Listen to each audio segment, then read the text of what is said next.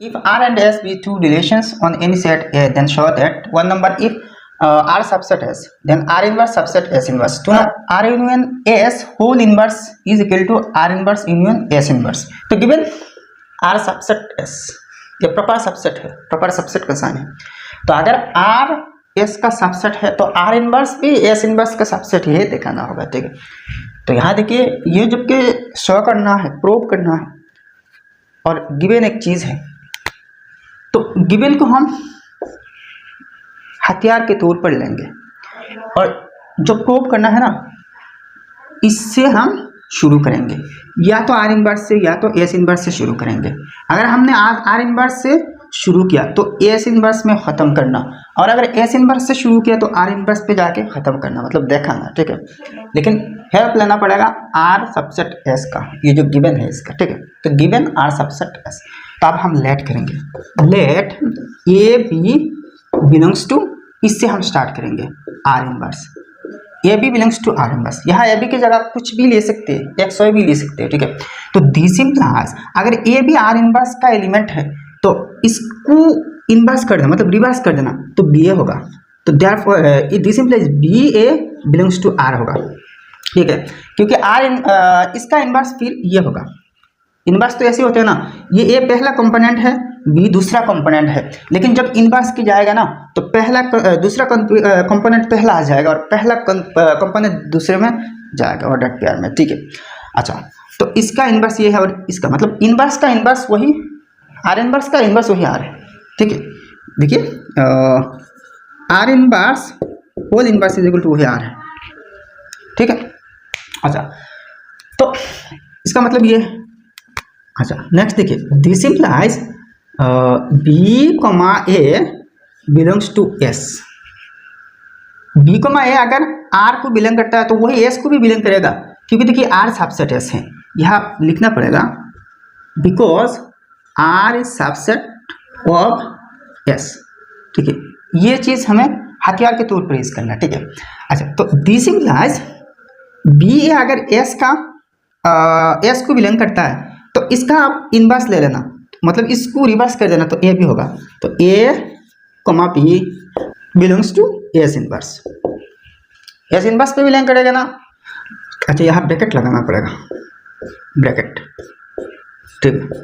अच्छा, तो देयरफॉर देखिए इससे शुरू किया, यहाँ पे ख़त्म हो गया ना, तो इसका मतलब क्या है, therefore R inverse is a subset of S inverse, hence show. Next 2 number देखिए, R union S whole inverse is equal to R inverse union S inverse. यहाँ गिवन कुछ नहीं है, अगर होता तो ऐसा हम प्रूव करते, लेकिन यहाँ देखिए एक आइडेंटिटी है। तो भाई सेट की थ्योरी में किसी भी आइडेंटिटी को अगर प्रूव करना है तो दोनों साइड को अलग अलग दोबारा कन्वर्सली प्रूव करना है, इसको लेके इसको प्रूव करना, फिर इसको लेके कन्वर्सली इसको प्रूव करना पड़ेगा।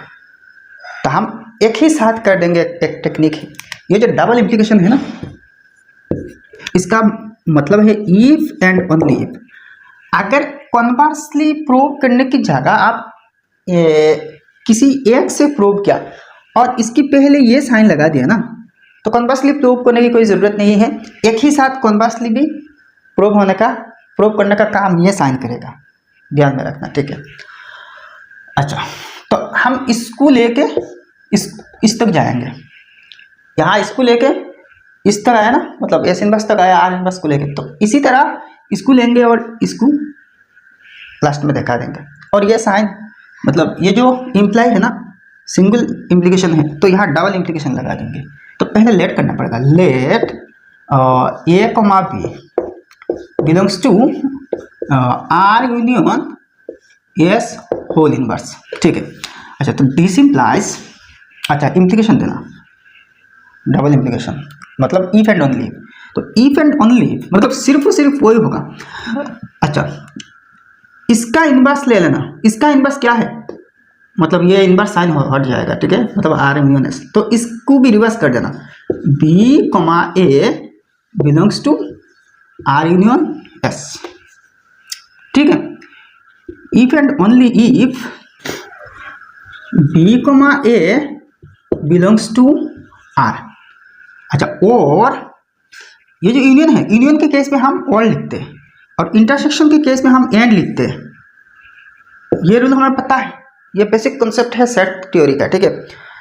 तो बी ए या तो आर को बिलोंग करेगा या तो एस को बिलोंग करेगा, और B comma A belongs to S, ठीक है।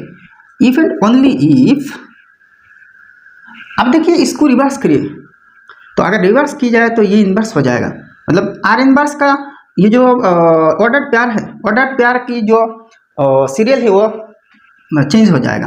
तो ए कोमा बी होगा, a comma b belongs to R inverse.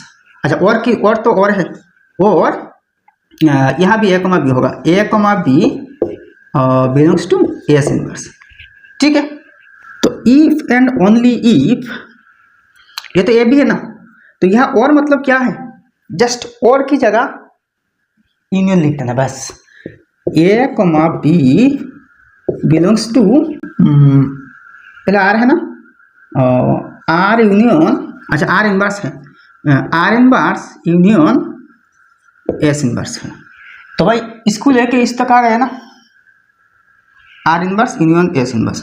तो अब तो प्रूफ हो गया, तो देयरफॉर आप लिखते हैं R union S whole inverse is equal to R inverse union S inverse, hence shown. बस हो गया आंसर।